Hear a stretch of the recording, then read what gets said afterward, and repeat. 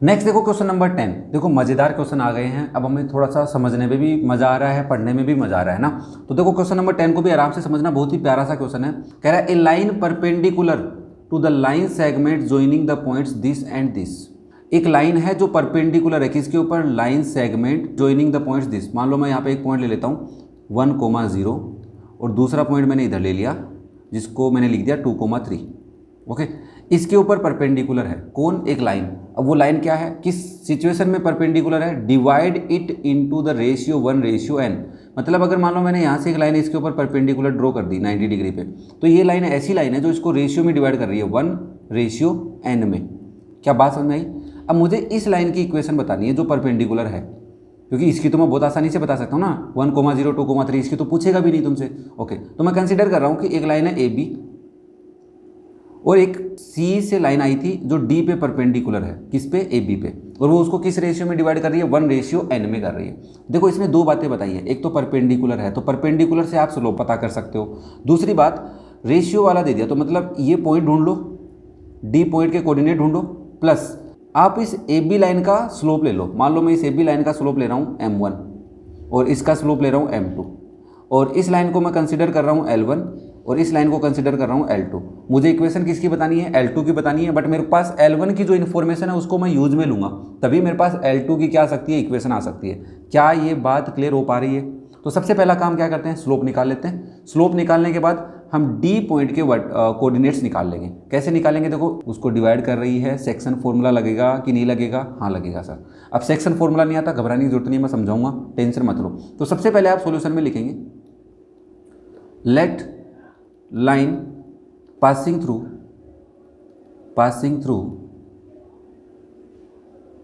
A 1,0 and B 2,3 is L1 and slope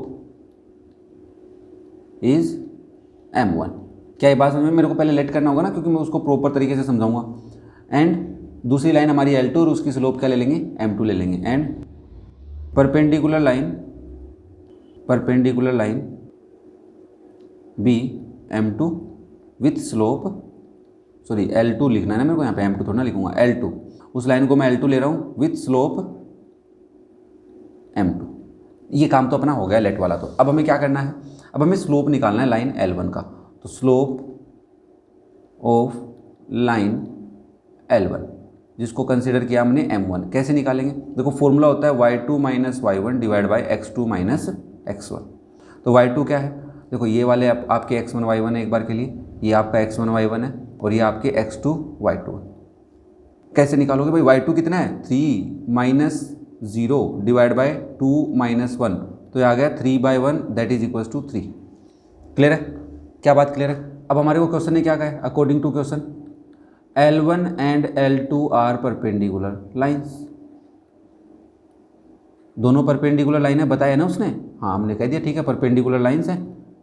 तो हम लिख सकते हैं देयरफॉर M1 इंटू M2 कितना हो जाएगा, -1। वैल्यू पुट कर लेते हैं, M1 की वैल्यू क्या है 3 इंटू M2 इज़ -1, तो यहाँ से आपकी M2 कितनी आ गई, M2 आ गई -1/3। एक काम तो हो गया सर, स्लोप तो पता चल गया, जिस लाइन की इक्वेशन बतानी है उस लाइन का स्लोप तो हमारे पास आ गया। अब हमें क्या करना है, अब हमारे को इस D पॉइंट के वर्टेक्स, D वर्टेक्स है या D पॉइंट बोलो, इस पॉइंट के कोऑर्डिनेट ढूंढने हैं। तो कोऑर्डिनेट कैसे ढूंढेंगे, देखो अब मैं यहाँ पे डायग्राम बना रहा हूँ, आराम से समझना। एक लाइन है AB आपके पास, AB, इसके कोऑर्डिनेट्स हैं 1,0 और इसके कोऑर्डिनेट है 2,3।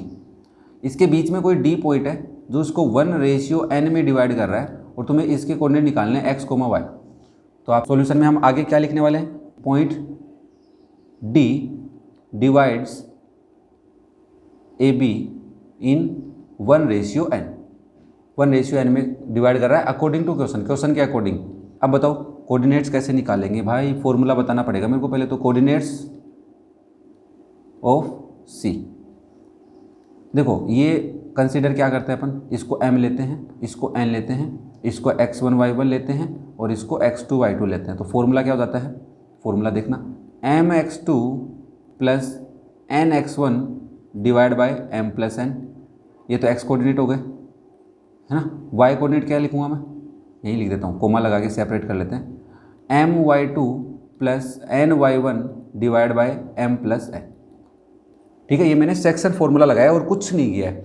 अब मुझे वैल्यू पुट करनी है। m की जगह क्या पुट करूँगा 1, x2 की जगह क्या पुट करूँगा 2 प्लस n की जगह n है, x1 की जगह क्या है 1 है, डिवाइड बाय 1 प्लस n। ये मेरा x कोऑर्डिनेट हो गया c और d पॉइंट का, c नहीं है मेरे पास, d पॉइंट है ना ये। हाँ, नाउ my2, m कितना है 1, y2 कितना है 3 plus ny1 n into 0 divide by 1 plus n। थोड़ा सा सिंप्लीफाई करते हैं, 2 plus n divide by 1 plus n comma, ये हो जाएगा 3 बाय 1 प्लस n। क्लियर है? ये आपके d पॉइंट के, इस d पॉइंट के x कोमा y आ गए। अब तुम्हारे को पता है कि एक लाइन है जिसका स्लोप भी तुम्हारे पास है और उसका एक पॉइंट है जिससे वो पास हो रही है, तो आप क्या लिखोगे equation of line, equation of line जिसको हमने क्या बोला है L2 बोला है। देखना अच्छे से, L2 ही बोला है क्या? हाँ L2 बोला है। क्या बोला है उसको L2, पासिंग थ्रू D जिसके कोऑर्डिनेट्स क्या हैं, D पॉइंट के कोऑर्डिनेट क्या हैं 2 plus n divide by 1 plus n comma 3 upon 1 plus n with slope. Slope क्या है इसका, स्लोप m1 पता किया था अपन ने, क्या आया था -1/3 आया था। तो इक्वेशन ऑफ लाइन क्या होती है, स्लोप पता है, पॉइंट पता है, तो आप लिखोगे y minus y naught equals to m into x minus x naught, where you have right that it is will be x naught y naught. ये आपके क्या है x नोट वाई नोट है और ये आपका m है। तो वैल्यू पुट कर दो भाई, तो y minus 3/1 plus n equals to m minus 1/3 x minus 2n plus 1 और 2 plus n divide by 1 plus n। Clear है यहाँ तक? अब क्या करें, अब एलसीएम ले लो, और तो क्या करोगे, इधर एलसीएम लोगे तो क्या आएगा 1 प्लस n आएगा, तो इसको आप लिखोगे y into 1 plus n minus 3 equal में -1/3। अंदर भी एलसीएम लोगे क्या आएगा 1 प्लस n, यहाँ पे आएगा x into 1 plus n minus 2 plus n। Bracket लगाना पड़ेगा मुझे क्योंकि माइनस साइन आ गया। देखो ये ब्रैकेट और ये ब्रैकेट मल्टीप्लाई में डिनोमिनेटर में कैंसिल हो गए। इस 3 को मैं इधर मल्टीप्लाई में लाऊंगा तो 3 into y 1 plus n minus 3 होगा, और उधर क्या होगा -1। अंदर क्या हो जाएगा, देखो अंदर ब्रैकेट ओपन कर रहा हूँ मैं, x प्लस xn, या फिर रहने दो, मल्टीप्लाई मत करो इसको, तो ना ऐसे ही रहने दो क्योंकि x की टर्म है, बाकी तो कोई x की टर्म है ही नहीं तुम्हारे पास, तो इसको ऐसे रहने दो। 1 प्लस n इंटू एक्स, ये हो जाएगा -2 माइनस का n।